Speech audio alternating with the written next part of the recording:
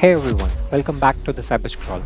It's Patch Tuesday for February 2026, and we are breaking down the new cumulative update KB5077181.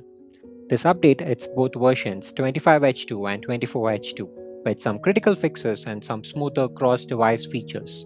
I have this build installed already on this device.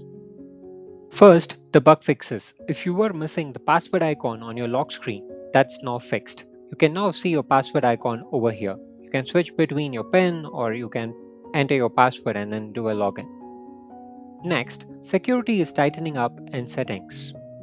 To ensure it's only you or the authorized users are accessing sensitive system files, Windows will now trigger a user access control prompt when you try to open storage settings. So yeah, that's your user access control prompt, which appeared when we tried to open the storage settings. You can click on yes and access your storage settings.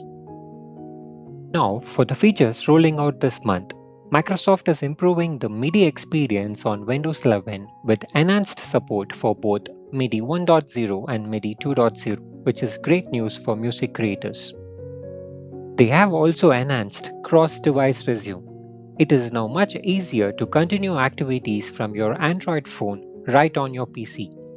This includes seamlessly resuming media playback on Spotify or picking up a browsing session exactly where you left off.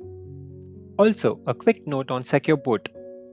Secure Boot certificates are set to expire in June 2026. This update adds data to help your device get ready for new certificates, ensuring you can keep booting securely later this year. So how do you get this Windows Update? Just head to your settings, click on Windows Update and select Check for Updates. Since this is a cumulative update, if you have already installed previous updates, your device will only download and install the new changes included in this package, making the process much faster.